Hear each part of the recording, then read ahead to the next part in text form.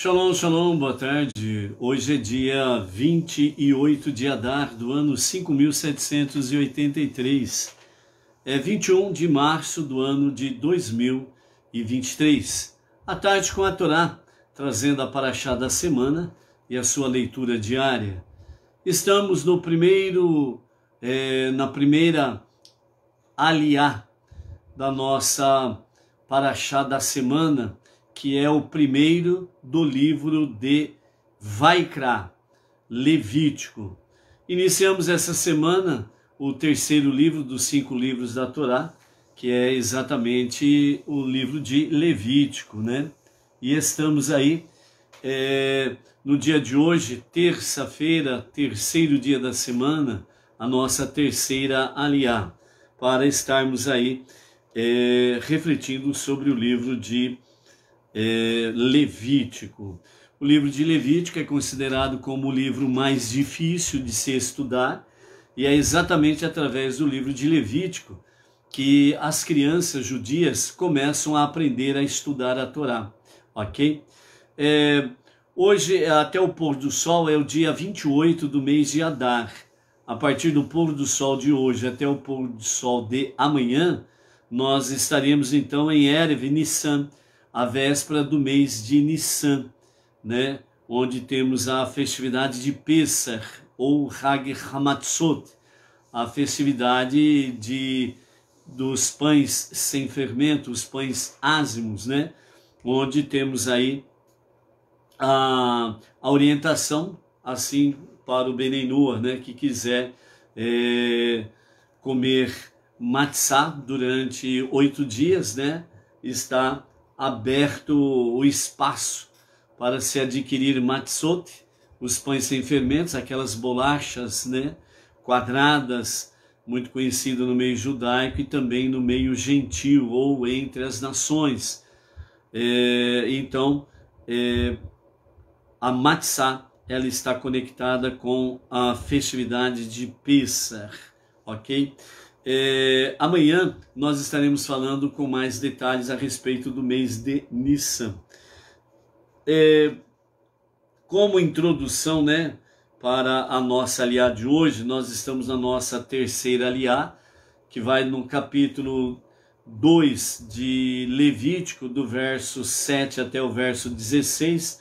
Nós temos aí a oferenda da farinha frita, né? Temos aí as leis referentes a todas as oblações, oferendas e refeições, né, para o dia de hoje, ok? Então, tudo está conectado dentro da questão das oferendas também voluntárias, né? A oblação, a oferenda da refeição, que é a oblação. Então, nós temos aí sobre a questão de a oferenda frita na panela, que é de farinha fina. E é interessante observarmos a questão da farinha fina, né, que fala exatamente sobre a questão, qual é a quantidade, né, da farinha para a oferenda. Então essa figura aqui, ela nos representa exatamente isto, certo? O famoso 3 dedos de farinha, né? Então é assim, ó, ok?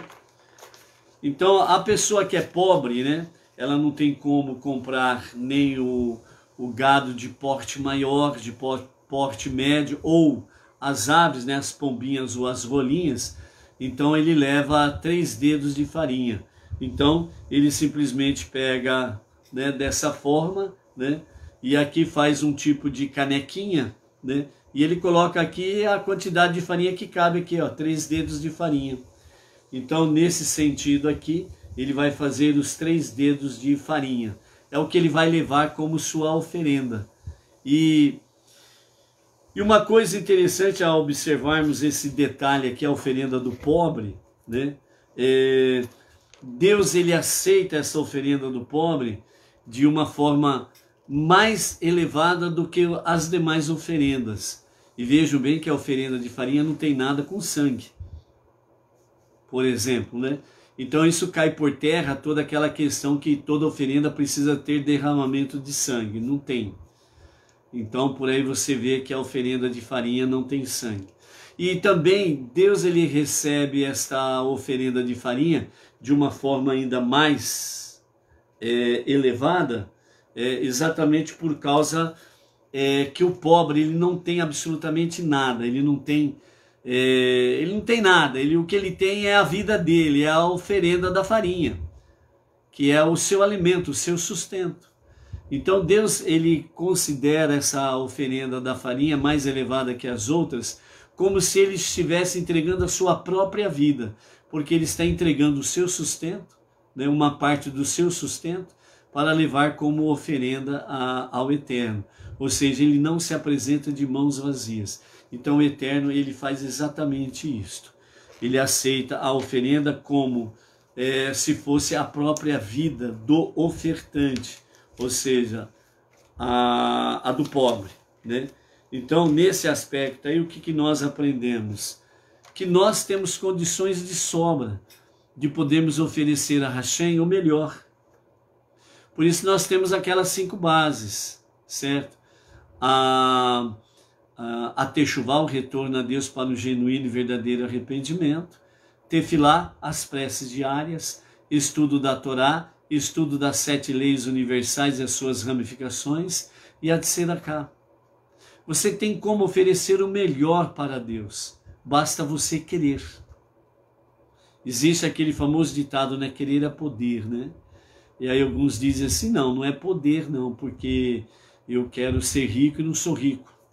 Eu gostaria de ser uma pessoa que tivesse no mais alto cargo e poder. E eu quero, mas eu não tenho condições de o fazer. Obviamente, amados, o querer é poder, ela está dentro do limite da sabedoria humana. Lógico que se a pessoa ela extrapola os seus limites, realmente é impossível. Como que pode um soldado, da noite para o dia, virar coronel? Como que pode o soldado, da noite para o dia, virar um general de 4 estrelas? Não tem como. Então é dentro de uma razoabilidade.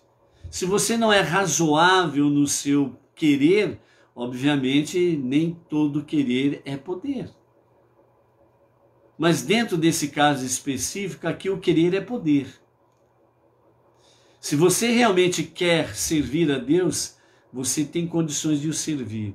E aí querer é poder. Basta você querer servir a Deus. Ele nos dá 5 bases que são possíveis a nós. Não está além do nosso limite. Está exatamente dentro do nosso limite. Então depende de você querer. Aí sim, querer é poder. Ok? Então, né, a oferenda da farinha de 3 dedos traz para nós exatamente essa questão. Onde nós podemos novamente citar a questão do meio shekel. O pobre não dá menos e o rico não dá mais. É tudo sob medida. É tudo sob medida. É a mesma coisa da questão de trazer seus dízimos, ofertas, né, as suas oferendas de tzedakah. A base que Deus dá é 10%. Então os 10% do rico é o mesmo 10% do pobre. E os dois têm o mesmo peso diante de Deus. Mesmo que o rico dê os seus 10%, que equivale, um exemplo, né? Por exemplo, ele pode doar R$1.000 na sua tzedakah, no seu dízimo. E o pobre, ele pode lá chegar e doar o quê? Os seus R$100 do seu dízimo, dos seus 10%. Diante de Deus, é o mesmo potencial, é a mesma bênção, é o mesmo valor. Tudo está dentro do aspecto de kavaná, que significa a intenção verdadeira do coração. Então aí sim, tudo é possível, ok? Então, né, amados, dentro desse sentido, nós podemos sim servir a Deus com o melhor que temos, basta querer, ok? Hoje nós vamos mandar aí o nosso shalom para os seguintes aniversariantes do dia, né?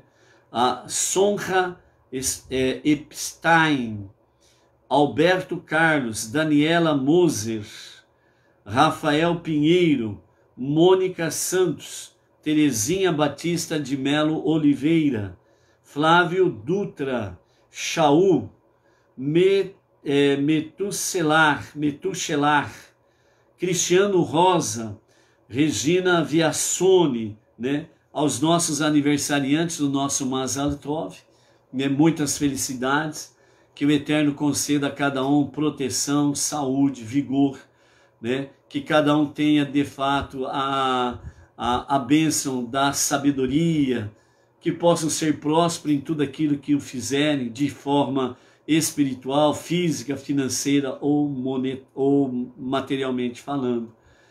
Que tenham vida longa para que possam servir a Hashem cada momento do seu viver de forma melhor, que você possa dar para Hashem o seu serviço, né? Então, por isso, aos nossos aniversariantes, Mazal Tov, vida longa para servir a Hashem cada momento do vosso viver. E também, né, o nosso shalom vai para a Ângela Bassoalto. Ela reside em São Pedro, em Buenos Aires, Argentina, né? Então, é o nosso shalom aí para a Ângela Bassoalto, de São Pedro, Buenos Aires, Argentina, ok? Baruch Hashem aí, né? Temos o Pablo Barberan, que reside na cidade de Guayaquil, lá no Equador, né? A ele também e família, o nosso shalom. A Mira Costa, Belém do Pará, a Vânia Ivonete Maria da Silva, Recife, Pernambuco, né? O Maiarino Silva de Teresina, Piauí, a Célia Souza de Porto Velho, Rondônia, o Salomão, não sei se eu vou conseguir pronunciar corretamente o sobrenome dele, né? O Salomão Burzentain, ou algo semelhante, né? Ele reside em Santa Maria, Rio Grande do Sul. Então, ao Salomão, desde já as nossas escusas por não saber pronunciar o seu nome correto e o seu sobrenome correto, ok? Salomão. Depois envia para a gente aí num áudio, né? No Messenger ou no Zap, né? E a pronúncia correta do nome estaremos corrigindo aí na próxima oportunidade. E também, né? O nosso shalom para Carlin Ramalho Herman, né? Ele também reside lá na Argentina, na cidade Santa Fé. Então, esses amados aqui, o nosso shalom, né? A Tereza Jacinto, de Ribeirão Preto, interior de São Paulo. A Miriam Barros, Brasília, Distrito Federal, né? Que está por aí também. A Inês Martins, aqui de Pirajuí, nossa região de Bauru, e também integrante, né? Da nossa sinagoga Benei Noach, regional Bauru, ok? O Antônio Márcio Braga Silva, né? O nosso querido emissário lá em Miracema ou Pádua, lá no Rio de Janeiro, né? Que também está aí dando o ar da graça, né? Muita honra tê-lo conosco aqui, Antônio Márcio, Baruch Hashem, né? Então, acho que ok. Continuando então a nossa reflexão da nossa terceira aliá, né? Nós temos aí, de acordo com o pensamento racídico, portanto o ensinamento racídico dos nossos mestres, oferecer um sacrifício no altar é um processo de oferecimento da alma animal. Então, por isso, né, dentro desse aspecto aqui, né, do oferecimento dos animais, né, é um oferecimento da própria alma animal, né? A Thaís, o Murilo, a Sofia, que está para chegar aí, né, a dar o ar da graça entre nós, né? Daqui a pouco, o mês de abril está chegando, né? E a Thaís vai trazer aí a luz, a irmãzinha para o Murilo, a Sofia, né? Para alegrar não somente a família ali, mas também né, a nossa comunidade Bnei Noach aqui em Bauru e região, né, onde estará chegando aí no mês de abril a Sofia, né? Então, a Thaís, ao Murilo, a Sofia e ao Danilo, né? O marido e o pai babão, né? Então, nosso shalom aí também, Baruch Hashem. A Maria do Socorro Salles, lá de Brasília, Baruch Hashem, né? Então, amados, o sacrifício dos animais sobre o altar de cobre ali no pátio é exatamente o oferecimento da nossa alma animal, que representa isto, ok? E quanto à questão do sacrifício ser salgado, né? Ou seja, jogar sal sobre a carne ali sacrificada, é exatamente assim como o sal ele suga, né, o sangue da carne, né? Então o sentido é exatamente sugar a nossa alma animal, no sentido de que suas paixões e desvarios, né, caem por terra, e dessa forma aí, sem sombra de dúvidas, a nossa alma animal vai sendo também sacrificada, e ela vai convergindo para a alma divina, para prestar um serviço agradável a Hashem, ok? A Ana Lúcia do Rio de Janeiro também está aí. Shalom, shalom, Ana Lúcia. Então, por isso, o sal traz essa mensagem também dentro desse aspecto aí. Mas a boa mensagem que nós temos para nós no dia de hoje, ela vem do nosso Rebbe Menahem Mendel, né? O tzadik da nossa geração, líder espiritual máximo da nossa geração, onde ele nos fala sobre elevar, né, os 4 reinos, né? Então nós temos o reino animal, o reino vegetal, o reino mineral e o reino humano. E aqui o nosso Rebbe Menahem Mendel, ele fala exatamente sobre essa questão de elevar, né, os 4 reinos na presença de Hashem, ok? Nós temos aí para nós, né, como vamos entrar no pôr do sol de amanhã no mês de Nissan, que é o primeiro mês dos meses, é o cabeça do ano dentro do calendário religioso, dentro do calendário espiritual, dentro do calendário sacerdotal. E nós temos o 7º mês, que é Tishrei, que é o Rosh Hashanah, que é o ano em que se comemora, né, a criação, é o ano civil, é o ano secular, né, o ano político e companhia limitada. Então, o que nós temos aí dentro desse aspecto, aqui no aprendizado das oferendas, exatamente saindo de Adar para Nissan? Então, nós temos assim, no mês de Tishrei, né, os povos, né, limitados pelas leis da natureza, eles contavam a partir da criação, né, dentro desse aspecto. Nissan traz para nós assim, assim como o mês de Tishrei é o começo, né, da criação, por isso que ele é contado a partir da criação, e por isso os povos estavam limitados à natureza.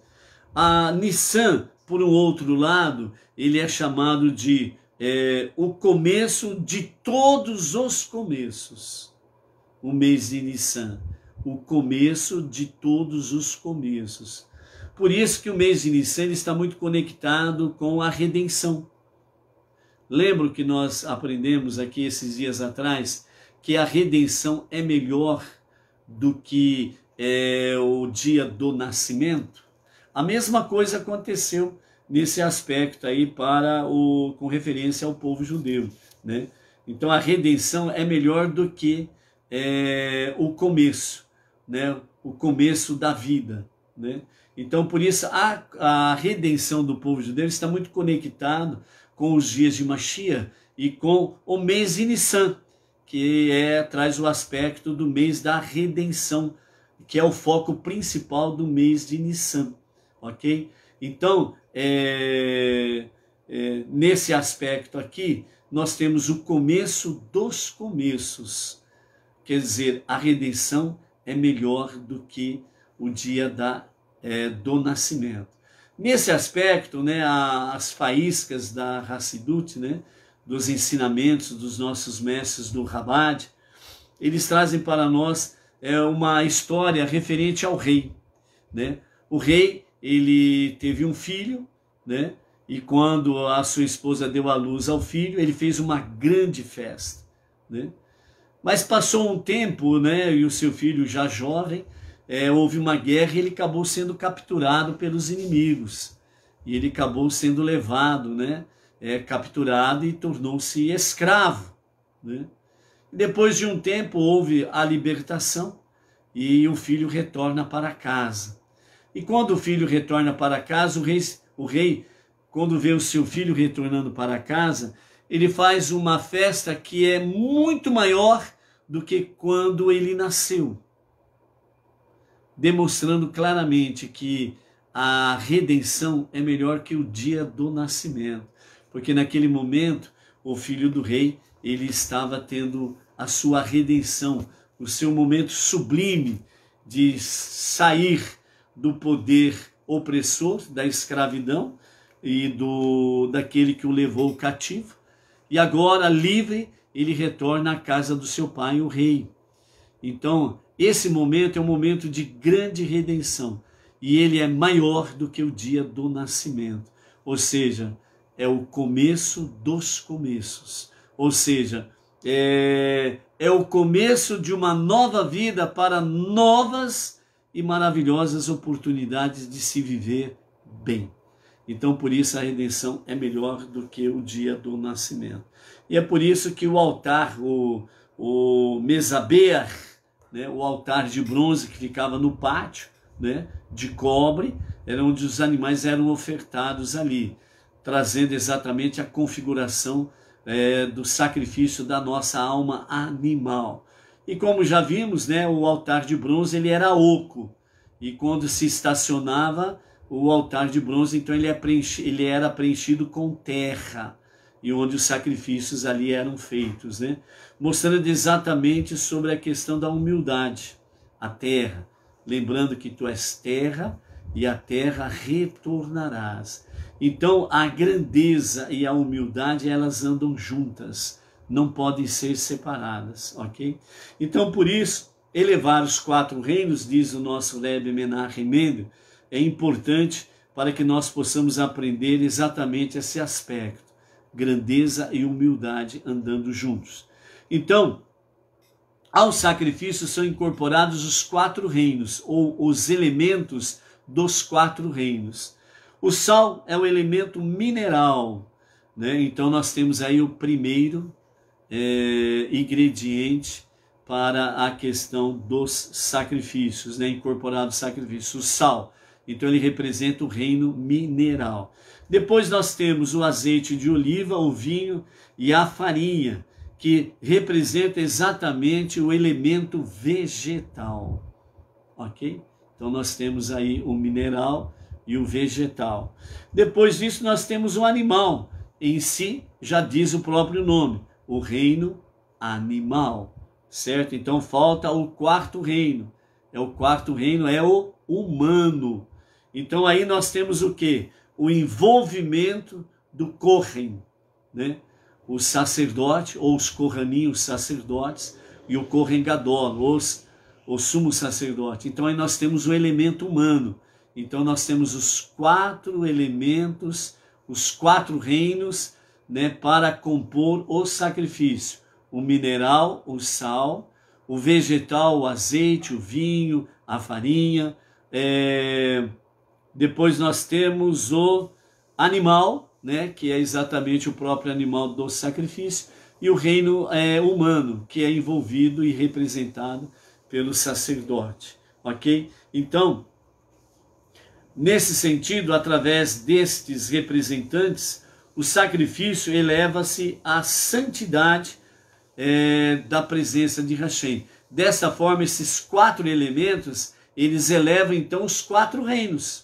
Os 4 elementos elevam os 4 reinos. Ou seja, dessa forma, o mundo ele só pôde subsistir por causa destas 4 questões.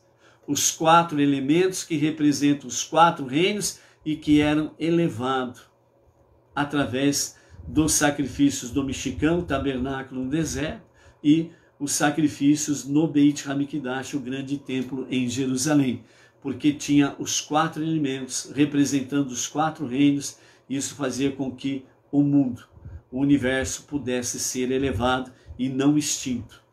Então nós temos essa graça. Depois da destruição do segundo templo, no ano 69, pelo general Tito, né, representando o Império Romano, né, só ficou a única parede em pé, que é conhecido como Kotel, ou muro, né? Então, a partir do ano 69, com a destruição do Beit HaMikdash, literalmente falando, não há o sacrifício. Literalmente falando, não há os 4 elementos, né, que compõem o altar dos sacrifícios. Porém, os nossos mestres, os nossos sábios falam que o que substitui, de fato, é o altar de cobre, o altar do sacrifício, com seus 4 elementos, elevando os 4 reinos, são exatamente as nossas vidas em serviço a Deus. É quando nós estamos aí elevando exatamente os 4 elementos, os 4 reinos em elevação a Hashem. O humano, o mineral, o vegetal e o animal, né? Vegetal, animal, mineral e humano, ok? Quando eu mudo a sequência da coisa, eu acabo me perdendo aí, né? Então o vegetal, o mineral, o animal e o humano, ok? Então, através das nossas vidas e através do nosso envolvimento com as nossas preces diárias, estudo da Torá, Tzedakah, nós nos elevamos os 4 reinos, elevamos o nosso universo à presença divina. Por isso que nós precisamos constantemente estarmos envolvidos com estas questões aí. Por isso, de forma semelhante, diz o nosso Rebbe, os alimentos animais e vegetais com os quais nos alimentamos são os nossos sacrifícios, é o nosso sacrifício pessoal, quando nós nos alimentamos realmente dos alimentos dos animais e dos vegetais, já que ao comê-los os transformamos na energia que nos permite cumprir os mandamentos de Deus, elevando-os assim à santidade. Neste contexto, nossa mesa de alimentação é o nosso altar pessoal. Seguindo a tradição, mergulhamos o pão no sal antes de comê-lo. E desta forma nós elevamos então todos os 4 reinos da criação à nossa mesa, assim como esses eram sublimados no sacrifício. Ou seja, o que o Rebbe está dizendo para nós aqui? Como que nós usamos os 4 elementos que elevam os 4 reinos? O vegetal é onde você está na sua alimentação diária, você faz da sua mesa o seu altar. E ali você tem o quê? As saladas, por exemplo. Você tem o azeite. Você tem farinha. São os elementos do mundo, do reino vegetal. O reino mineral é o sal. Você salga a comida. Você vai comer pão, você mergulha o pão no sal 3 vezes. Então você está usando o reino mineral representado pelo sal. O reino animal, como que ele é representado? Pela carne que você saboreia na sua mesa. E o reino humano é você que está ingerindo todas estas coisas. E você, por isso, faz preces antes de se alimentar e faz as bênçãos sobre os alimentos. E depois dos alimentos você faz as preces que são pertinentes realmente após as refeições. Dessa forma você está fazendo presente na sua mesa, que é o seu altar de sacrifício, com os 4 elementos, que eleva os 4 reinos. E dessa forma você está santificando a sua mesa, santificando os 4 reinos, elevando a presença divina. Você está santificando a tua vida, a tua mesa, a tua família, o teu altar e a tua comunidade. Viu só como que o nosso Rebbe explica tranquilamente as questões de elevarmos, né, realmente de forma sublime a presença divina, os 4 reinos, através dos 4 elementos?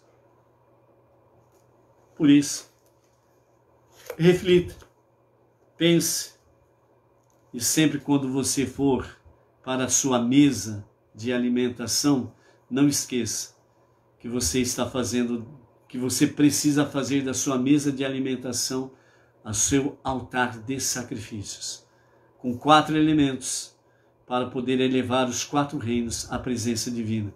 Esta também é uma das formas de nós trazermos mais luz, mais presença divina. Esta também é uma das formas em que nós estamos também ombro a ombro com o nosso irmão judeu, o filho primogênito de Deus, o nosso irmão mais velho. Nós estamos transformando o mundo para ser a moradia de Deus. Por isso, Mashiach, que a qualquer momento, e a qualquer momento mesmo, se revele. Ok? Amanhã, pela graça bendita de Hashem, estaremos de volta em à tarde com a Torá. Ontem nós fizemos mais cedo, porque eu acabei confundindo as datas do plantão. O meu plantão é hoje, né? Então, por isso estamos mais cedo aqui pelo Facebook. E à tarde estaremos aí disponibilizando o link para o YouTube com o chat ao vivo. Então, no YouTube, o vídeo está lá, mas o chat é ao vivo, onde nós sempre estamos presentes para podermos saudar os nossos visitantes e também responder algumas questões que, porventura, ali são alencadas, ok? Então tá, shalom, shalom, até amanhã.